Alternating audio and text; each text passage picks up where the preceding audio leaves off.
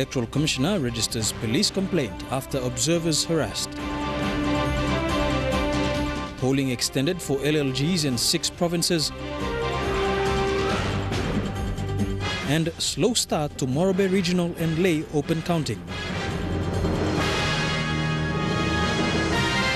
This is National EMTV News with Morobe. A very good evening. Thank you for joining us for Monday's news. Electoral Commissioner Patiles Gamato has registered a complaint with police in Port Moresby following incidents of harassment against international election observers.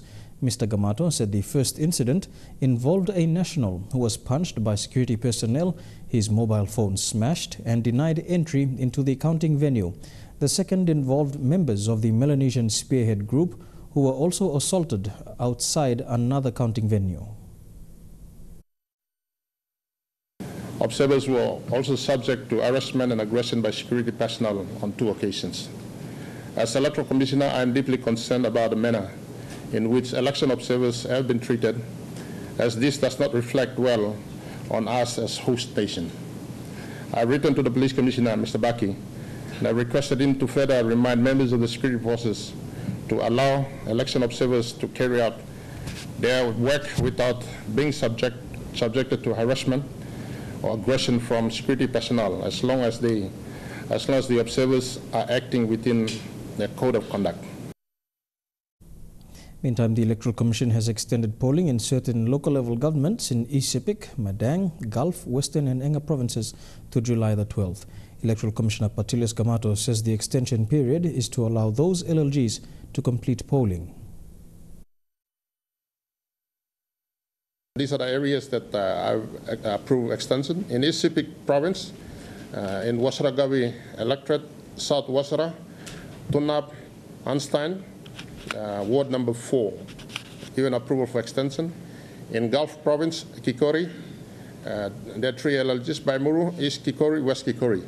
I've extended their time to 12th of July. In Madang province, Usina Bundi, Middle Ramu, Bundi LLG, Arabaka LLG and Josusta, the time has been extended to 12th of July. In Western Province, Middle Fly, Bamu LLG and Nomad LLG, and that time has also been extended to 12th. In Webek, Laga Pogra, Paela, LLG, Maipa Mulitaka, and Laga LLG, the time has been extended to 12th. Electoral Commissioner Patiles Gamato says the decision by members of the Electoral Advisory Committee is regrettable. Gamato was responding to the resignation announcement made by members of the committee yesterday. While Commissioner Gamato acknowledged the resignations of 2 of the committee members, he however says the resignation must follow due process. I can say only here that the appropriate appointing authority is the head of state, who is the Governor General of Papua New Guinea.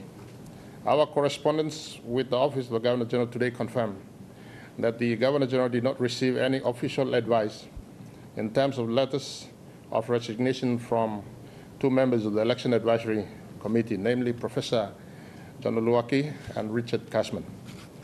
Ombudsman Richard Pagan has yet to communicate with me and my office on his stance. Since the amendment of the organic law that allows for the EAC to be established, there has not been an active EAC during elections until this year. The EAC was activated 2 weeks before the issue of writs. I regret the EAC election advisory decision. This was an initiative which we hope would be helpful to the electoral process. The committee made some requests and we tried to be helpful. But both the role of Election Advisory Committee was to give advice and recommendation, not to judge the election. It is an advisory committee. Perhaps there was some misunderstanding about their remit on their side, maybe on our side. I would add that the Commission officials are hard-pressed during the election period and did not receive quite a number of requests from the Election Advisory Committee. Yesterday, 2 members of the committee, Professor John Luluaki and Richard Cashman, said they decided to resign as members of the committee because of the lack of critical information they need to do their work efficiently. That we've taken a decision to resign, both individually and collectively as a committee. Sarah Aupong, National EMTV News. And Richard Kasman from Transparency International PNG and Ombudsman Richard Pagan will be guests on Your Vote 2017 with Neville Choi and Titi Gabi right after tonight's news. One man is dead, 2 others are severely injured and properties destroyed and burnt down last night at the Kumdi area of Western Highlands Province. Provincial Police Commander, Chief Superintendent Martin Lakari, confirmed it was election-related, involving supporters of 2 candidates contesting the Mulbaya Open. PPC Lakari told EMTV News that police still need to confirm details of the killing. The matter is currently under police investigation and a proper statement will be released after the investigation is completed.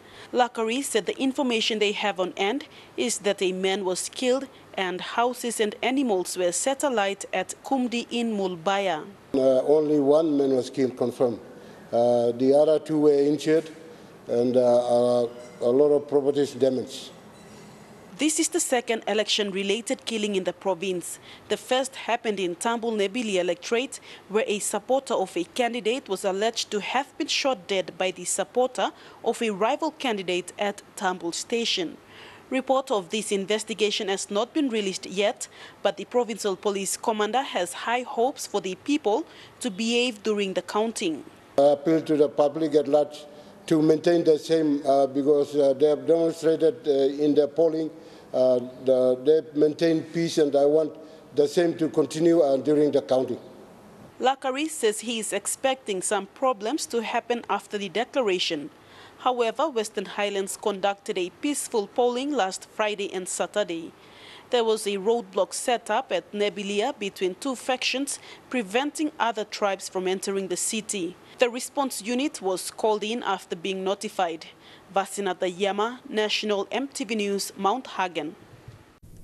5 Papua New Guinea Defence Force soldiers are currently in police custody in Kundiawa after being arrested for carrying 5,000 kina in cash.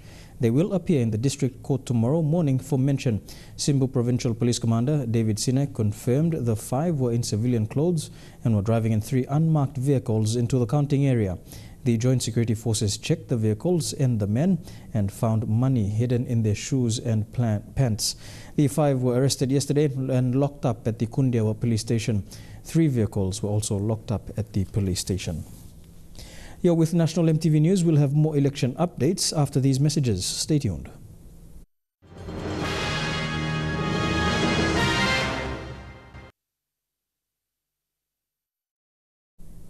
Welcome back to National EMTV News. Counting for the Central Bougainville electorate resumed at 6 p.m. Bougainville time. Returning officer Dennis Palipal told EMTV News from Arawa that all counting officials convened at the counting center at Tupukas Primary School and began with a prayer after their brief.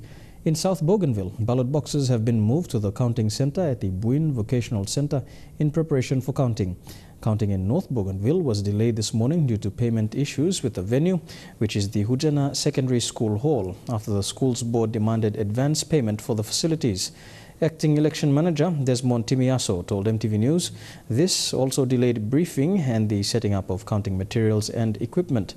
Meanwhile, counting for the Bougainville regional seat will be conducted at each respective center and delivered to Buka for final quality checks. Grand Chief Sir Michael Somare says there were too many discrepancies in the electoral roll because not enough time was given to the people. He says there is a misuse of the electoral roll system, saying people who came to vote in the 2012 elections were missed out on this year's electoral roll. Sir Michael was in Madang over the weekend when he made this comment. The Grand Chief Sir Michael Somare was in Madang on Saturday night during the Divine Word University's alumni fundraising dinner. Sir Michael said he completed a total of 9 parliaments and he admits during his time there were mistakes done in past elections, but they were corrected. However, the Grand Chief described this election as the worst election he has ever seen. There's a lot of discrepancies in the ballot papers, ballot boxes. It's unheard of. I have run for parliament. I have stood for Parliament, 9 parliaments, total of 9 parliaments I completed. And mistakes, yes, we made a lot of mistakes in the beginning, but we corrected them and everything was good. This election is the worst election that I've ever come across to. And I would not even commend the Electoral Commissioner and people who are running the election. There are going to be a lot of discrepancies. Even observers who come here to have a look at this one, they will notice it and they will go and write about it. And it's a bad name for a district. After Michael went on further to say after 42 years of independence in Papua New Guinea, this is also the worst example of the Electoral Commission. He said the Electoral Commission has given a lot of money and questioned what happened to that money. They were given a lot of money.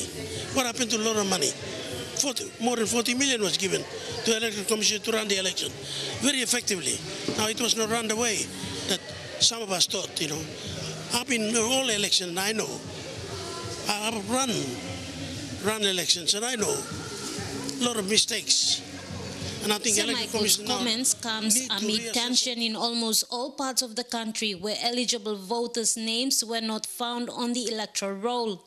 Eligible voters were frustrated after finding out their names aren't listed in this year's electoral roll.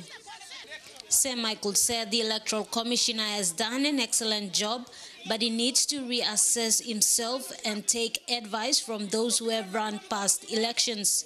He's done an excellent job, but I think he now has to look at the whole process, look at Torowen, look at Andrew Veretao, people who have run elections, ask them for the advice, see if we can get the right advice. And the advice that he's been given is all wrong.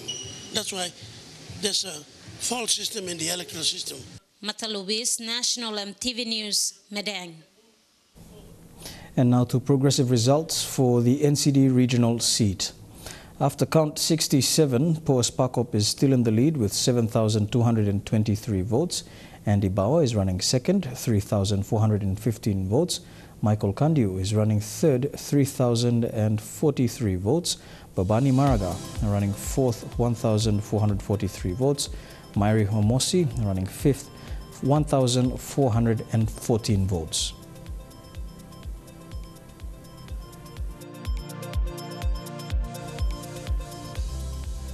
Two counting for Mosby South, progressive results. Jasin Chechenko is currently in the lead, 12,497 votes. Mr. Kiri Leo is running second on 3,531 votes. Anna Skate is running third, 2,642 votes. Two counting for Mosby Northwest after count 35, Lohiabo Samuel is leading, 3,844 votes. Semekere Morata is running second, 2,260 votes. Miria Ikupu running third, 1,671 votes. Russell Wavik is currently in fourth position, 1,430 votes. Joseph Tonde rounding up the top five, 1,211 votes. Counting for Mosby Northeast is yet to commence. Among issues raised by frustrated candidates yesterday, they called on the Electoral Commissioner to remove the returning officer and assistant returning officer. This afternoon, the Electoral Commissioner, Mr. Patilius Gamato, responded to their demands. We are confident to deliver the election. We have finished polling, most provinces are finished, and we're now moving into counting.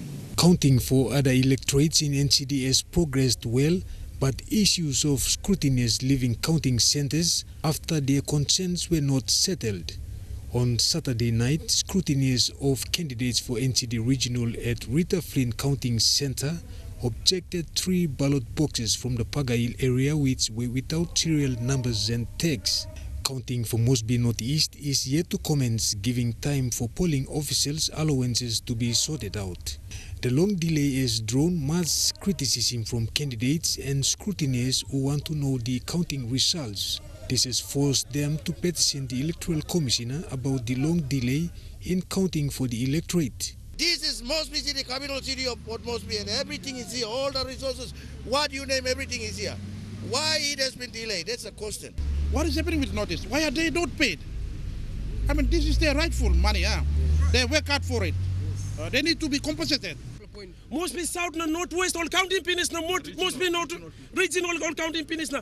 All ceremony must be northeast. Meanwhile, there was strong security presence at the counting venue, Sejon Gai Stadium. Eric Arupma, National MTV News.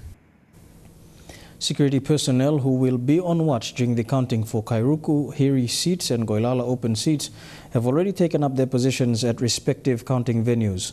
For Goilala Open, counting is expected to start tomorrow at the Gordon's Police Barracks, while preparations for the Kairuku Hiri counting is being conducted at the Correctional Services College in Bomana. Counting for both electorates is set to begin tomorrow, with security personnel already securing the counting venues. At 2 p.m. today, MTV News visited both counting venues, where final preparations are being made. For Goilala Open, there are 30 candidates contesting the election, while Kairuku Hiri has 27 racing for the seat. Election officials have traveled out to extract ballot boxes and are expected to arrive back at the counting venues this afternoon. Tekla Gunga, National MTV News. Counting for the Bulolo Open seat has been deferred to tomorrow morning following an agreement between scrutineers and counting officials. The Bulolo seat is expected to be an interesting count after previous election results, which saw sitting MP Sam Basil win on the first preference counts alone. Moving on and taking a look at other progressive results from around the country to East New Britain, where the regional results are in after count 3. Naki Kuskonga is currently in the lead, People's Progress Party candidate there, 1,033 votes. Sinai Brown from the party running in second position, 898 votes.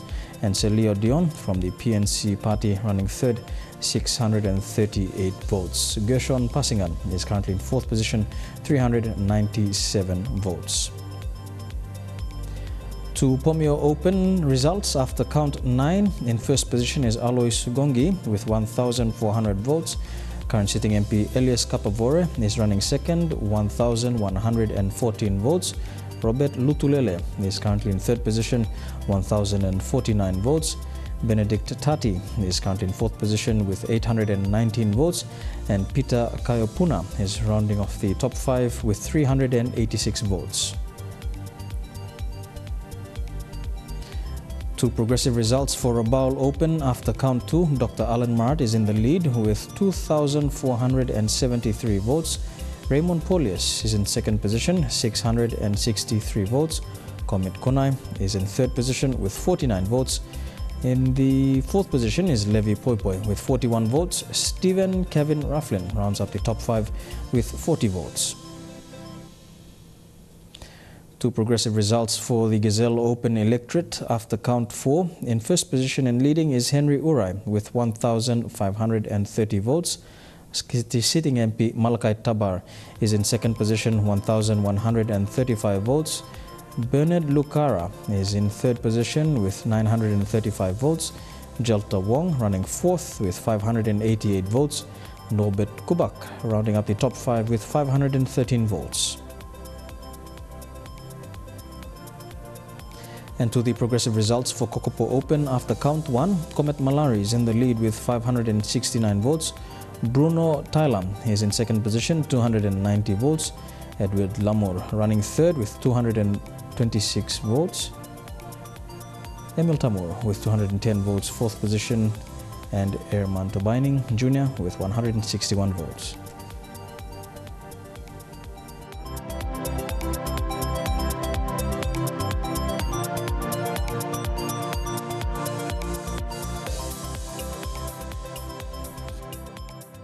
For West New Britain, the regional count after count 3, progressive result there. Sasindran Mutuvel is in the lead, 4,814 votes. Chris Lagisa is running second, 1,989 votes. Tony Puana currently running third, 1,102 votes.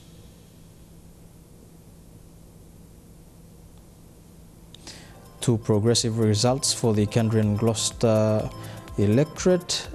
After count 4, Joseph Lelang is in the lead, 2,496 votes. Peter Arul, currently running second, 1,756 votes. Bevan Sila is running third, 744 votes.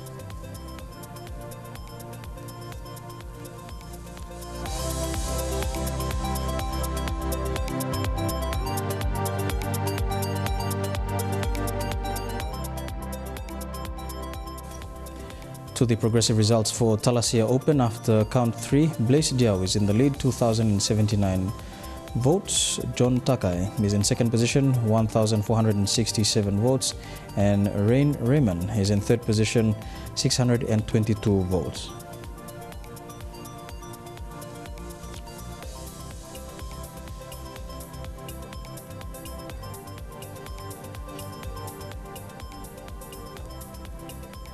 To counting for the Manus regional seat after count 5, Charlie Benjamin from the People's National Congress is in the lead, 1,231 votes. Leslie Roy is in second position, 786 votes.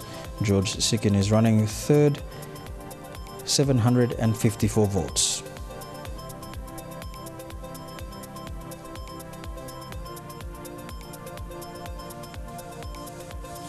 And to counting for the Manus Open electorate after count 5, Job Pomat is in the lead, 672 votes. Ronnie Knight running second, 586 votes. And Peter Petzel running third, 378 votes.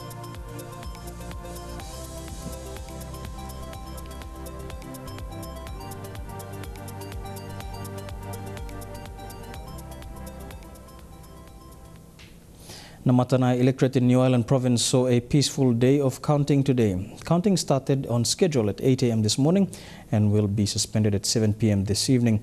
National Alliance Party President Walter Schnobelt is currently leading. Adelaide Sirox-Kari reports from Namatanai. Counting for Namatanai Open has so far been peaceful. Sitting member Byron Chan, who has held the seat for the past 15 years, has been trailing behind National Alliance President Walter Schnobelt, who has had the lead since counting began on Saturday. Schnobelt says he is confident he will win. I contested my first time to contest the election was 2002. This is my fourth attempt, and my past 3 elections, I've always been trailing behind. Right, this election is the first election I'm ahead. Okay, and I intend to stay ahead. There are 39 boxes left to count for the Namatanai electorate. The electorate has 6 LLG and 89 wards.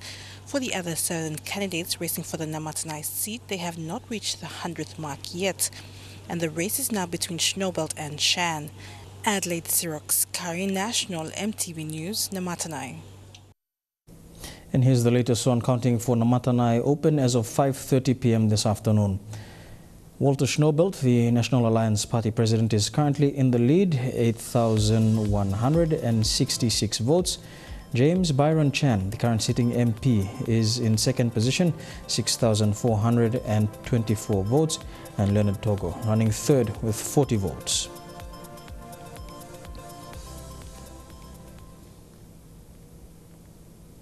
The Commonwealth Observers Group is calling for an immediate and urgent review when this year's elections come to an end to improve issues which have plagued this year's polling, including the state of the country's electoral roll. While delivering the group's interim statement today, the chair, Sir Anand Satyanand, said delivering elections in a country as complex as PNG is still a work in progress. Flanked by some members of the Commonwealth Observation Team, Sir Satyanand delivered an interim statement on their assessment. Key issues he highlighted were the discrepancies with the electoral roll and adequate funding for the Electoral Commission. The group recommends that there needs to be a post-election lessons learned workshop with returning officers and election managers throughout the country. The Election Commission said that it was confident of delivering a good election. From our direct observation, while there was extensive variation of practice observed, it appeared that polling officials were moderately familiar with their responsibilities. The group is of the view that an adequate training program is required and in advance of the next election so that polling officials will become more efficient in undertaking their duties and that outlined procedures are adhered to through the election period. Any allowance that is to be paid to poll workers and service providers should be organised in advance to prevent a repeat of what we have observed in the 2017 election. On the issue of the electoral roll, he said the issues raised are not new. A key issue and challenge to this election has been the significant number of eligible voters whose names were not on the common roll. The group was very disappointed to note that previous Commonwealth Observation Group reports that highlighted the need to address this issue of the common roll have yet to be implemented. But despite the discrepancies, the group says there were positive aspects of the process and the results should reflect the people's wishes. This was something Electoral Commissioner Patiles Gamato was happy to note today. I thank the chair of the Commonwealth Observer Group for his interim report. I welcome that fact that he sees positive aspects of the progress and believes the results will reflect the will of the people of Papua New Guinea. We agree, and we already said that directly following the election there needs to be a full and forensic examination on issues surrounding the common roll and polling. Sarah Aupong, National EMTV News. Counting for the Morobe regional and lay open seats kicked off to a slow start this afternoon. According to Morobe election manager Simon Soheke, counting has progressed well. Counting officially commenced at 12:30 p.m. today. After count 2, Hiob Awagasi led the lay open race with 209 votes, while the regional count was led by former Governor Luther Wenge on 300 votes.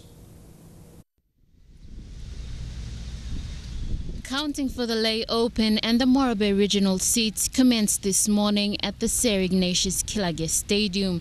Security checks were conducted from 8 till 11 a.m. By 12 o'clock, the first ballot boxes from the Ahi Ward 1 were brought into the counting center. Counting officially started at 12:30 p.m.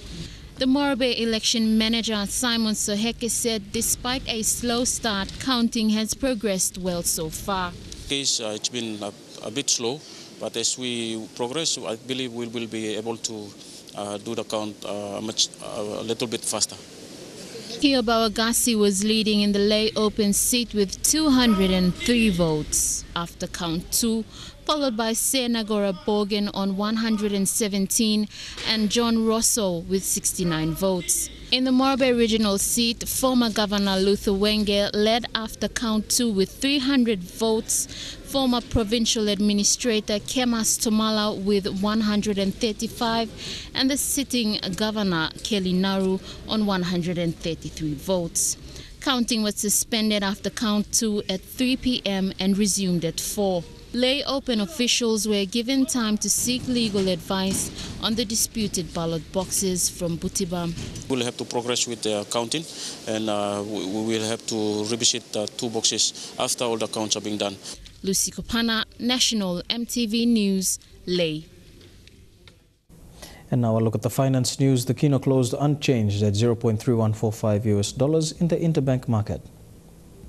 At Bank South Pacific, your kino was buying $0.307 US, $0.4008 Australian dollars, $0.2662 euro, and 34.67 Japanese yen. Looking at commodity prices at New York close, gold and copper closed higher, while coffee and cocoa closed the day lower.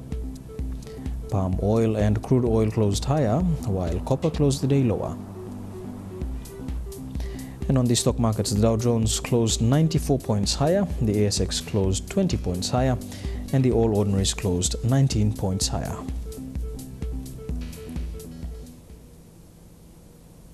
Here with National MTV News coming up, the National Development Bank turns 50 years old. Stay tuned.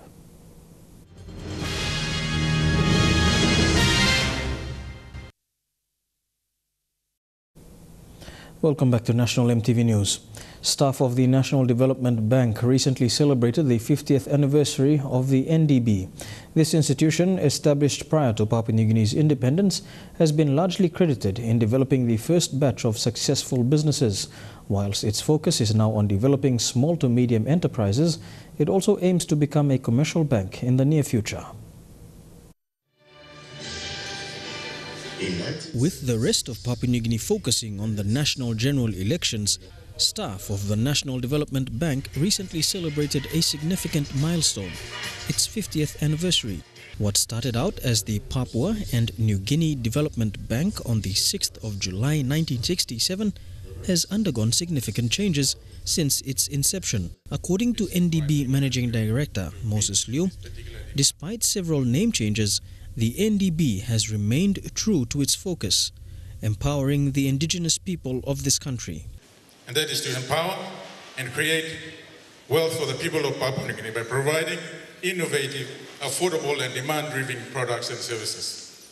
To facilitate the growth of the local SME sector in the country by providing affordable credit to start and grow their businesses. And to promote financial inclusion among our people by providing low-cost savings accounts and to mobilize capital to secure their financial future. For William Lamour, who has been at the head of the board of NDB since 2004, the achievements of NDB, especially since its corporatization in 2004, is something to be proud of, especially given the growth of its loan book, driven by interest from the SME sector. NDB has been championing the resolve to grow the local SME sector. Demand of SME loans, we all are aware of that one. We've now grown over 20% in the last 5 years and will continue to grow. Trade, Commerce and Industry Minister Richard Maru was also present at the occasion and spoke about the achievements of NDB. As its managing director during the corporatization program, Minister Maru was part of the team that undertook the rehabilitation and restructure exercise, which has been the catalyst for growth for NDB. No one can dispute that NDB supported and started the first million years of our country. Many of our local businesses become very big businesses have started because of the initial loan from this bank.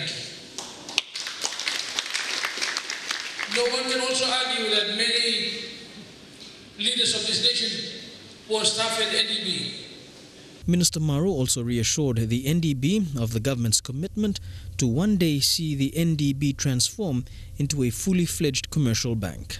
SME sector should be given high priority. The government needs to relook at its policy priorities. I am saying economic growth should be number one, and one of the key pillars of economic growth is the funding of NDB into the future. I am saying this. The NDB's 50th anniversary.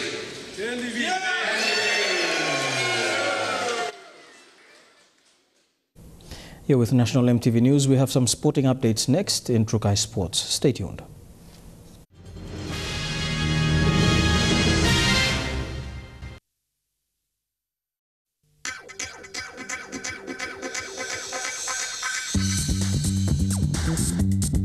Trukai Sports.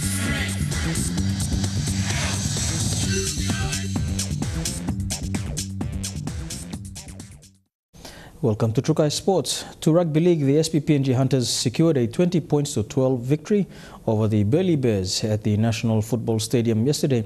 This puts them 3 points clear ahead of second-placed Sunshine Coast Falcons. Although they trailed 10-12 at half-time, they managed to come back in the second half thanks to 2 tries from Bland Abavu and Watson Boas.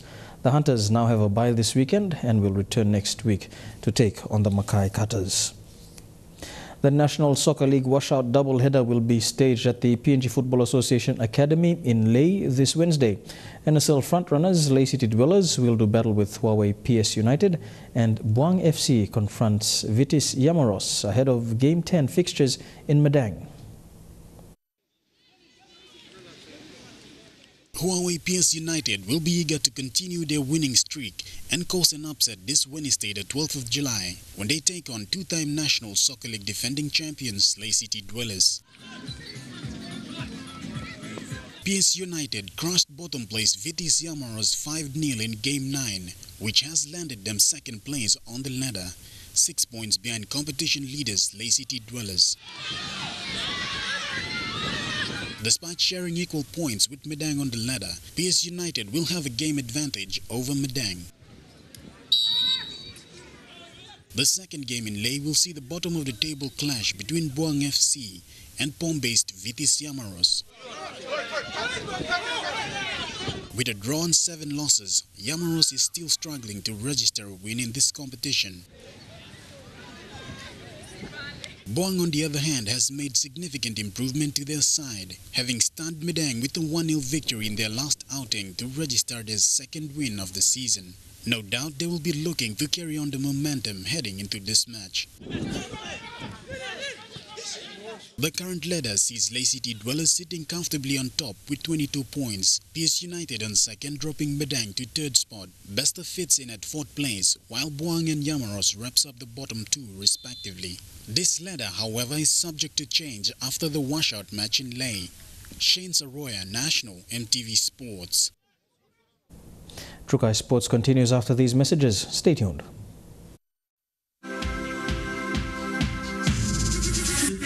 Trukai Sports. Welcome back to Trukai Sports. To the NRL, and Jonathan Thurston has stepped in to help provide motivation for the Queensland Maroons ahead of State of Origin Game 3 decider. Thurston will not play this Wednesday after suffering a season-ending injury to his right shoulder in Game 2.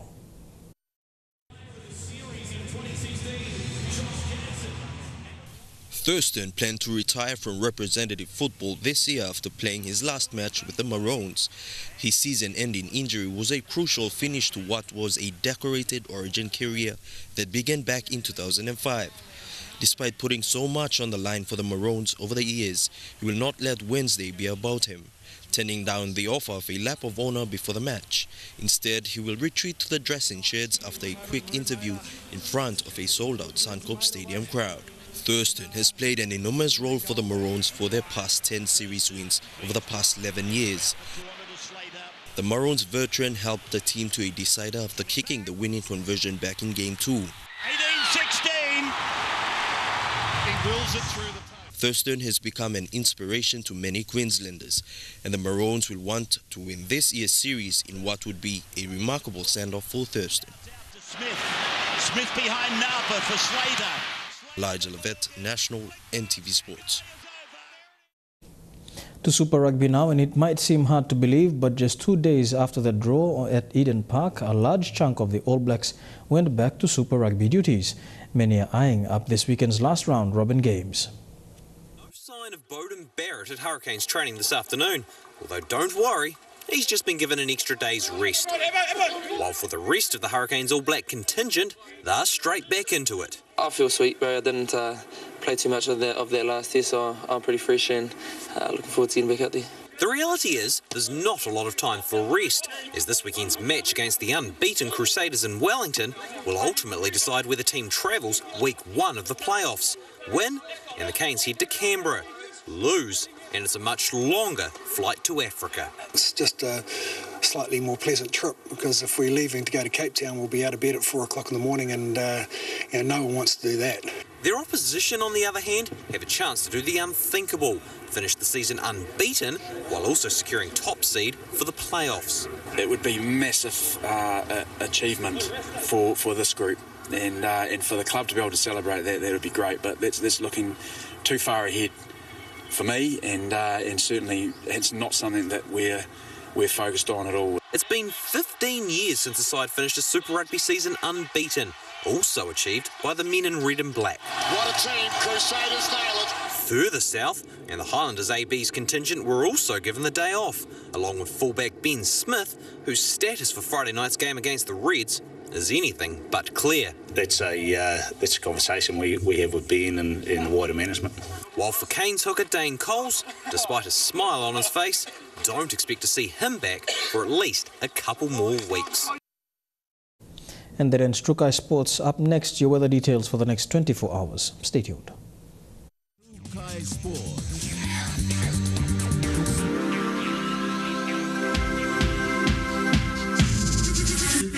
Strukai Sports. The weather details are proudly brought to you by Dulux Weather Shield. Worth doing with Dulux.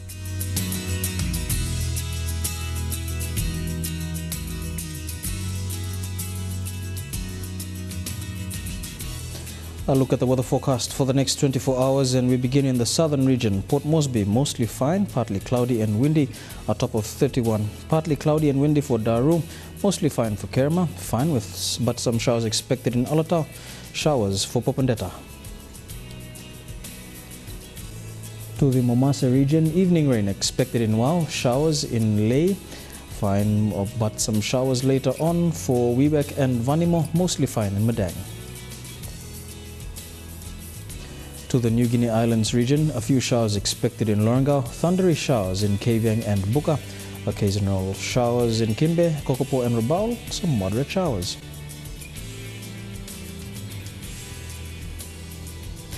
And to the Highlands region, Mount Hagen, Goroka, Kundiawa, Mendi and Wabeg, all these major centers can expect some fine but cloudy weather.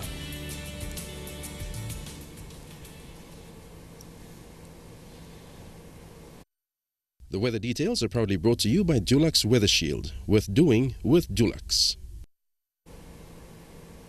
And that's the news, sport and weather for today, Monday the 10th of July 2017.